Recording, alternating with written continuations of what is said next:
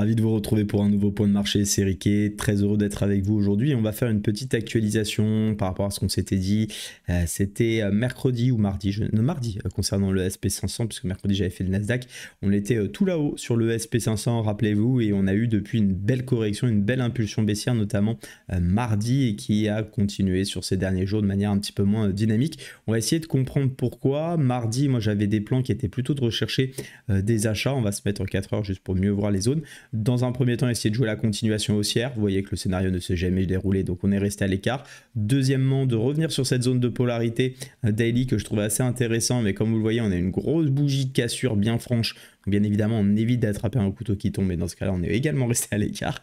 Et troisièmement, on est enfin sur la zone qui nous intéresse avec un premier retest déjà effectué hier. Et puis ce matin, alors ce matin, il est vraiment très très tôt. Je me demande même si c'est pas plutôt cette nuit, voilà, vendredi matin, puisqu'il est 8h20 à l'heure à laquelle j'enregistre cette vidéo. Et donc, on est revenu sur ces zones. Alors pourquoi cette baisse et que faire maintenant? Déjà, essayons de comprendre un petit peu pourquoi ça a baissé effectivement depuis mardi de cette semaine. Alors déjà parce que les news sont pas forcément ultra rassurantes pour les marchés, même si on va le voir, c'est pour ça aussi qu'on a eu des bougies un peu moins volatiles, enfin en tout cas des journées moins volatiles hier et notamment hier et avant-hier, jeudi et mercredi, parce que finalement le marché est perdu, ça sent une certaine tension, même vous, je pense que vous le ressentez, les marchés sont moins dynamiques, moi-même je me trouve dans une situation assez compliquée pour trader, pour rien vous dire, hein, j'ai pris aucun trade cette semaine, je suis complètement bloqué, mes niveaux ne tiennent pas, les marchés ne nous donnent pas des grosses directions, on était plutôt reparti dans une dynamique haussière mardi quand on a une grosse bougie baissière, donc bien évidemment pour moi inconcevable de vendre là-dedans. Et toujours est-il que dans mes façons de faire et dans mes plans, finalement, je préfère rester à l'écart dans ces situations. Hier, alors plutôt mardi, on a eu effectivement des PMI, on en avait rapidement parlé mercredi. Mardi, on avait eu des PMI inférieurs aux attentes, ce qui a effectivement fait craindre encore une fois le risque de récession, qui est un petit peu le narratif actuellement. Le marché, maintenant qu'il a un petit peu acté la baisse des taux, craint pour sa croissance. C'est toujours pareil, on joue un peu avec les deux facteurs, l'inflation et la croissance, et là c'est un peu la croissance qui revient au centre du jeu.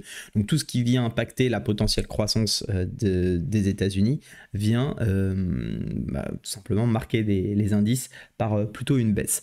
Mercredi, on a eu le rapport Jobs qui est sorti non seulement inférieur aux attentes et inférieur au mois précédent, ça veut tout simplement dire qu'il y a eu moins d'offres d'emploi qui ont été créées, en tout cas publiées aux États-Unis. Alors est-ce que c'est une bonne ou une mauvaise nouvelle? Toujours pareil, cette donnée elle est un petit peu compliquée je trouve à traiter seule.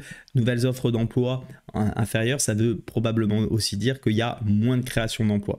Parce que tout simplement les nouvelles offres d'emploi, je rappelle, c'est soit des créations d'emplois, soit des emplois, en tout cas des postes que l'on doit pourvoir suite à des départs. Donc effectivement, quand on a moins d'offres d'emploi, ça veut potentiellement dire qu'on a un marché qui peut se tendre. Maintenant, il faut savoir que être entre 7 et 8 millions, c'est à peu près la norme du côté du rapport Jolts.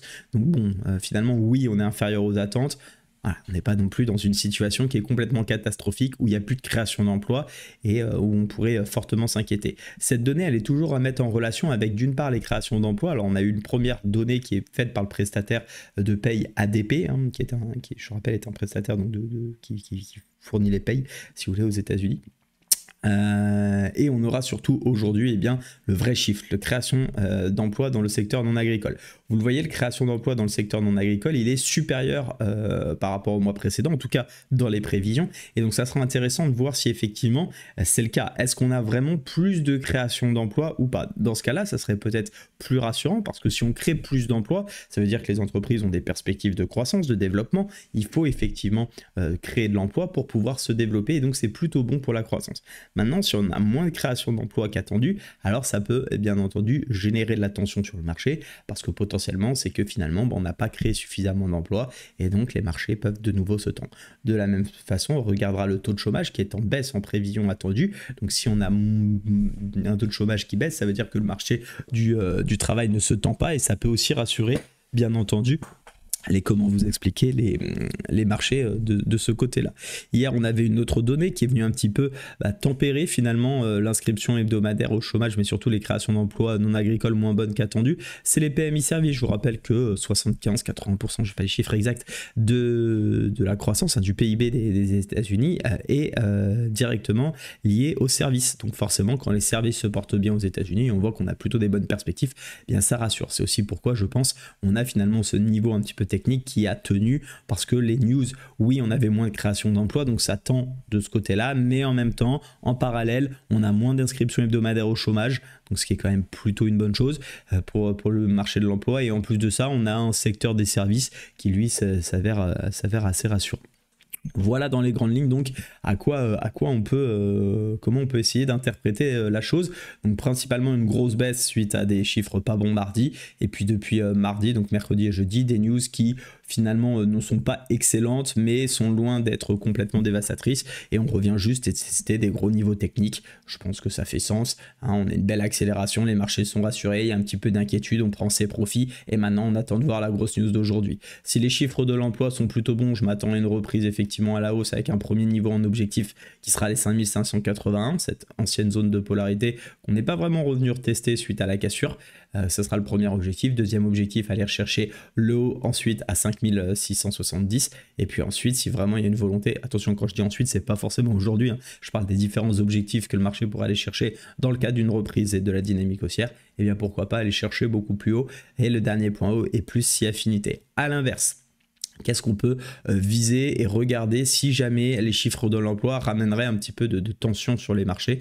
Je m'attends effectivement à ce qu'on vienne de retester, pourquoi pas les 0,5 qui est plutôt un niveau un petit peu aléatoire, hein, tout de même. On va descendre en 4 heures pour l'observer. Vous voyez, il y avait une petite zone de travail ici, on était quand même revenu en support, on avait testé plusieurs fois, donc pourquoi pas revenir sur cette zone des 5440, et si jamais on lâche la zone des 5440, revenir sur une zone qui, je trouve, est quand même un petit peu plus propre, un petit peu plus travaillée par le passé, qui avait permis, vous le voyez, de faire le W ici courant du début du mois d'août, et donc les 5350 qui m'apparaissent être un objectif vendeur intéressant dans un premier temps. Et si vraiment après la situation se dégrade et on se rapprochera d'ici là pas mal aussi des prévisions de la Fed, bah pourquoi pas revenir travailler au plus bas ici sur les plus bas du début du mois d'août, d'il y a un mois tout simplement, pour revenir travailler cette zone des 5200. Voilà, vous savez tout. Si les chiffres de l'emploi rassurent, pour moi, on repartira tout simplement parce qu'on écarte le scénario de la récession. On n'est plus trop dans cette optique de va-t-on baisser les taux ou pas. Le marché l'a acté, je pense que la Fed aussi. La question, c'est plutôt à quelle vitesse on va devoir rebaisser les taux, et surtout, est-ce que finalement cette hausse de taux n'a pas trop impacté la croissance, puisque la Fed avait clairement fait de son objectif non plus la croissance, mais bien l'inflation, puisque tant que la croissance, rappelez-vous, tenait aux États-Unis, bah finalement on était vraiment dans une lutte contre la croissance. Maintenant la question, contre l'inflation, pardonnez-moi. Maintenant la question, c'est de savoir comment on va pouvoir maintenir cette croissance aux États-Unis. Maintenant que l'inflation, encore une fois, même s'il y a du travail dessus, reste un peu plus sous contrôle, en tout cas il y a des revenus à des niveaux un peu plus à la normale, c'est s'assurer que le marché de l'emploi continue de tourner, que la croissance perdure pour rester bien évidemment compétitif et que tout se passe bien pour l'économie américaine et de manière plus générale, globale, puisque vous le savez que tout dépend un petit peu des États-Unis. Voilà pour mon avis, n'hésitez pas à me rejoindre sur le canal Telegram où je partage également des vocaux et d'autres analyses régulièrement, et actuellement il y a une offre sur mes formations, je me permets de vous le rappeler, ma formation il y a moins 50% jusqu'à fin septembre, n'hésitez pas à nous rejoindre, tout est dans le Telegram. Excellente journée à toutes et à tous, soyez prudents sur les marchés et n'hésitez pas à mettre un petit like si vous avez apprécié ce contenu. À très vite, ciao.